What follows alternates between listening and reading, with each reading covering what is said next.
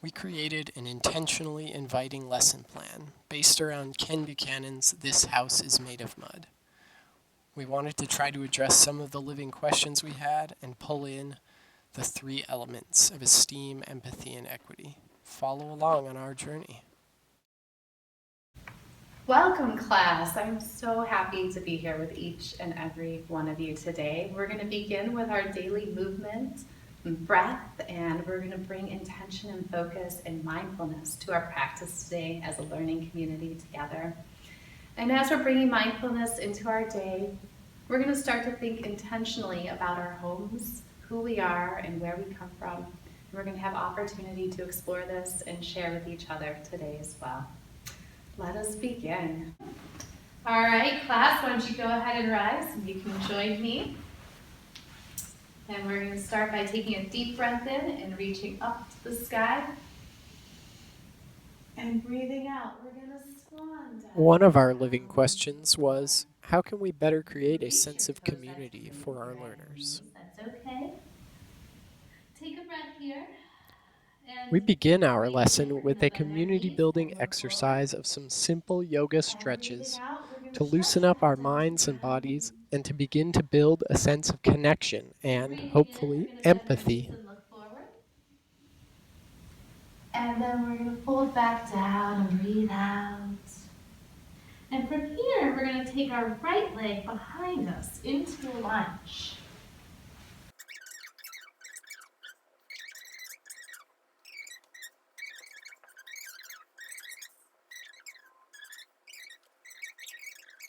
And from here, we're going to bring our hands down to our forehead. Feel the strength of this position, and to our lips, and to our hearts. And from here, we're going to dive our arms forward, breathing in, and our palms open up and breathing out. We offer out our practice and intention today as learners growing and sharing together in this classroom community. Thank you so much. Who's ready to begin our day? I'm ready. Yay! Let's do it. All right, class, let's go ahead and gather now for story time. As you recall, before our morning yoga practice, I asked you to think about who you are, who your home is, your family, where you come from, and we're going to have an opportunity to share more of that. Why don't we all gather here and circle off for story. Today we're going to be reading a very special book called This House is Made of Mud. Esta casa está hecha de lodo. And as you may recall for a morning yoga opening circle, I asked you to think about who you are, where you come from, where your home is, who are the people perhaps in your home. Well, today we're going to explore one person's home, one family's home. It's an absolutely beautiful home, and it brings my own family memories to the surface as well. But the thing I really like about this book is that it's bilingual, which means it comes in two languages, two very common languages. This one happens to be in English and Spanish. And so I've asked one of our classmates to help us, Marcelo, since he speaks Spanish in his home. And I need another volunteer to also help us. Jade, why don't you come on up? Thank you for volunteering.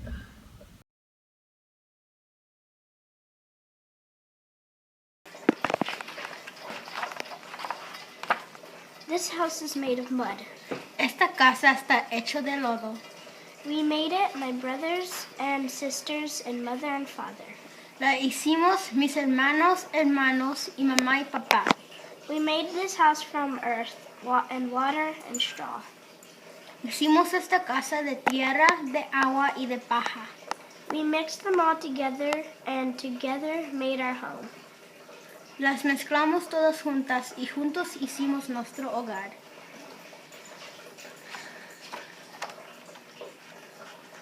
This house is round like the earth and sun and moon.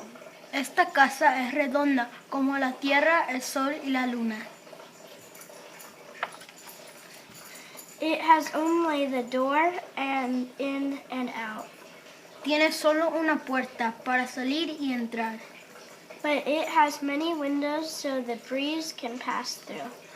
Pero tiene muchas ventanas por las cuales atraviesan las brisas. At night we can see the stars. Por las noches podemos ver las estrellas. And during the day the sky. y durante el día el cielo. We share our house with animals large and small. Compartimos nuestra casa con animales grandes y pequeños. One of our living questions was, how can we be inclusive of a child who is struggling with speaking English?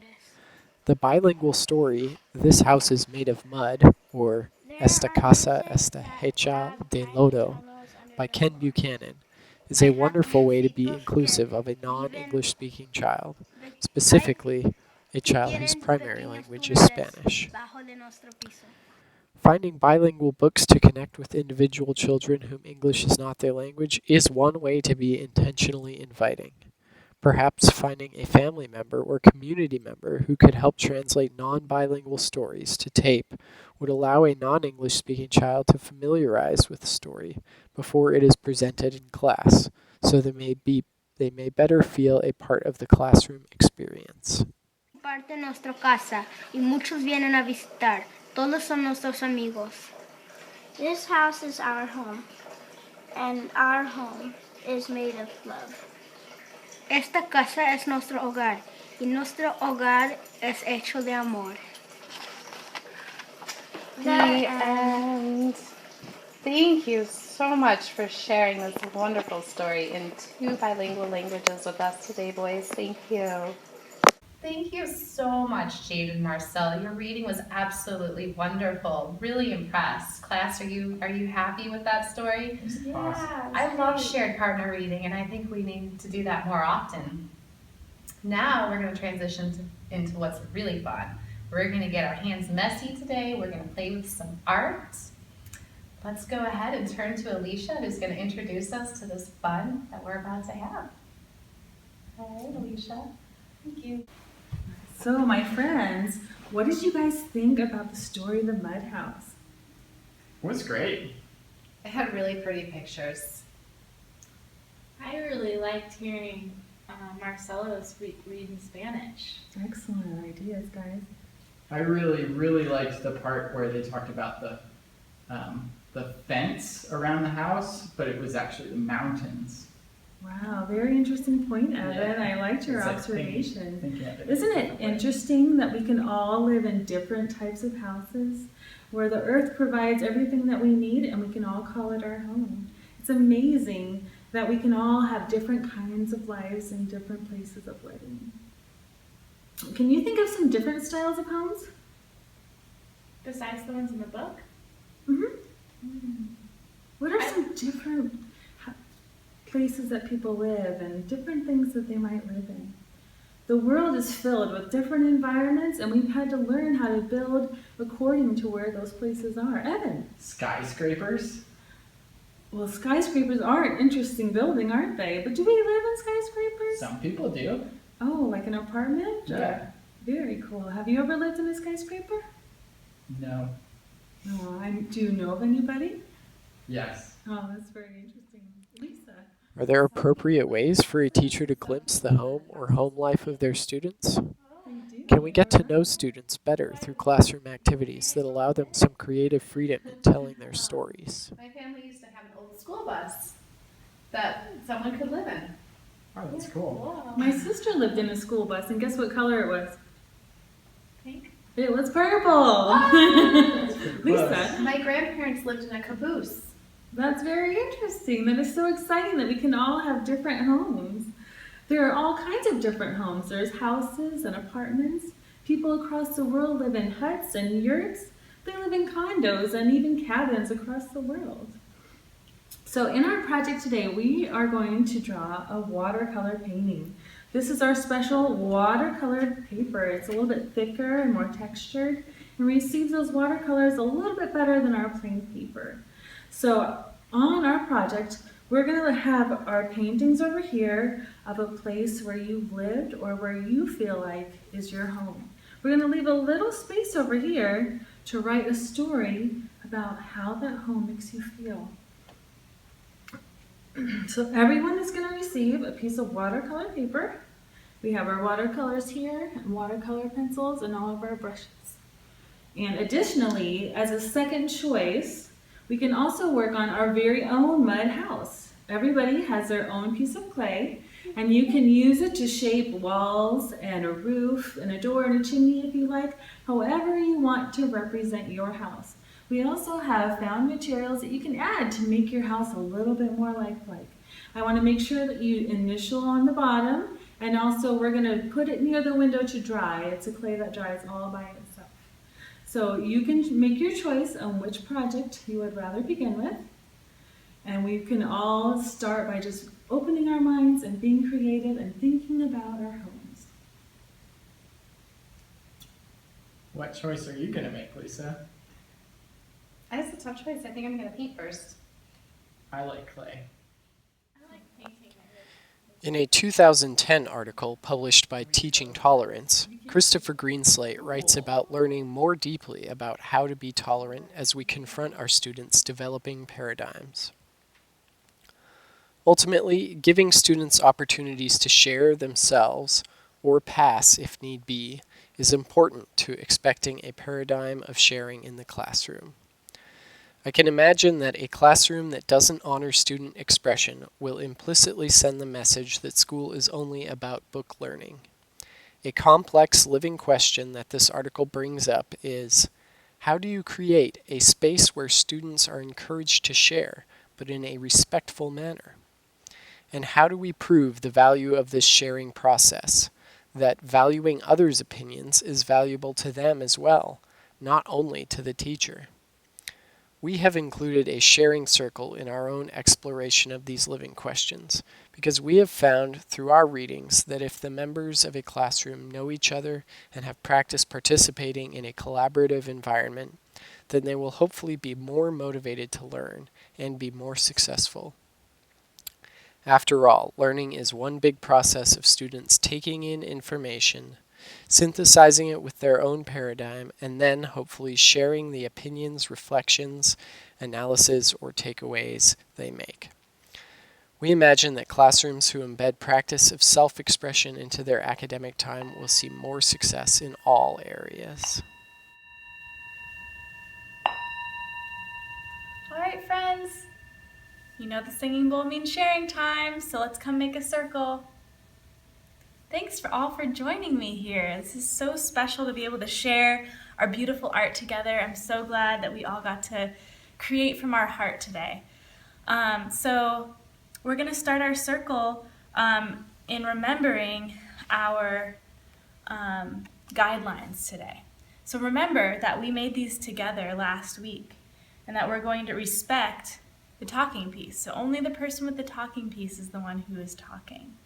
And that goes straight to the second one, which is listen from the heart. So whenever the person has the talking piece, everybody else's job is to listen from their heart. And then the third one is speak from the heart. So when you have the talking piece, it's your job to speak right from your heart, to share what's there. And trust you will know what to say. So even if you don't know what you're going to say, sometimes things come out that you didn't know. And then the fifth one is say just enough. So we have a limited time today. We don't have many hours to go into our beautiful art, but we have just enough time for everyone to say just enough. Okay, we're going to start with a check-in. So this is time for everyone to share where they're at right now. It's the end of the day. We've done a lot of learning today. So now we're going to have a chance to share where we're at. And just think of one word that describes where you're at right now. The word that I have to share is grateful. I'm very grateful for all of you.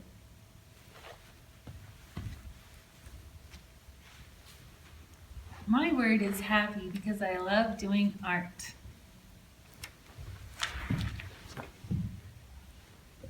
I was going to say happy too because I had so much fun in school today.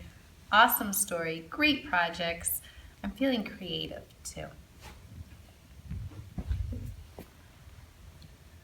My word is tired because I felt a little sick this morning, but I also feel good, so I'm good and tired.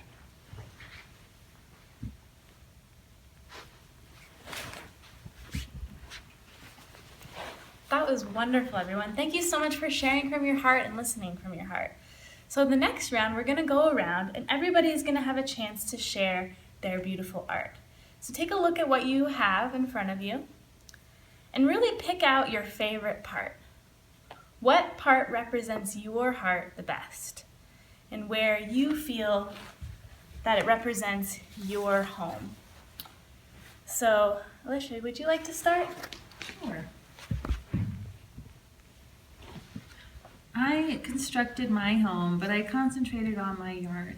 My backyard is my favorite spot because it just reminds me of spending time with my friends in the sun and enjoying all the beautiful flowers we have. I wrote sunshine and tulips, football and friendships. Thanks, Alicia.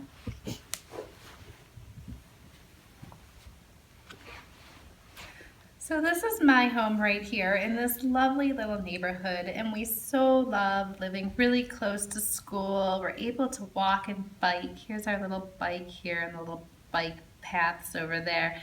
And we love the forest and consider it very much a part of our home. And here's one of our favorite hiking trails over here. And then I also made my house out of mud. And this was a lot of fun because in this picture I was able to show that I have a little garden in the backyard. I have a chicken house. We have a trampoline. That's so special, Lisa. Thank you so much for sharing. You have the talking piece. Maybe you can hand that to Evan. The one part of my project that I think most represents my heart is the trees. This is like my house where I grew up, and I had a fence of trees, kind of like the fence of mountains in the book. But my fence was made of trees, and whenever I see these really big, tall, swaying trees, I think of my home in Hawaii and how much it means to me and how special it was. That's really wonderful.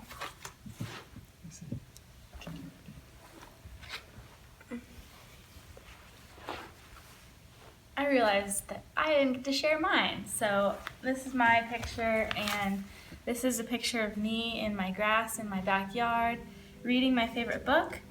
And I wrote about how this place is all my own and it's a place where I can escape. So it makes me feel really peaceful.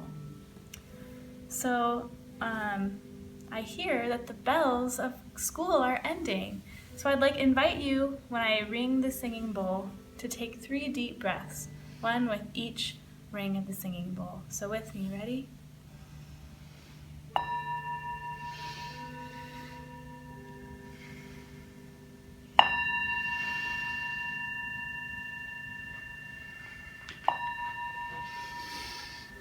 Thank you all for sharing your heart today. I really learned so much all about you.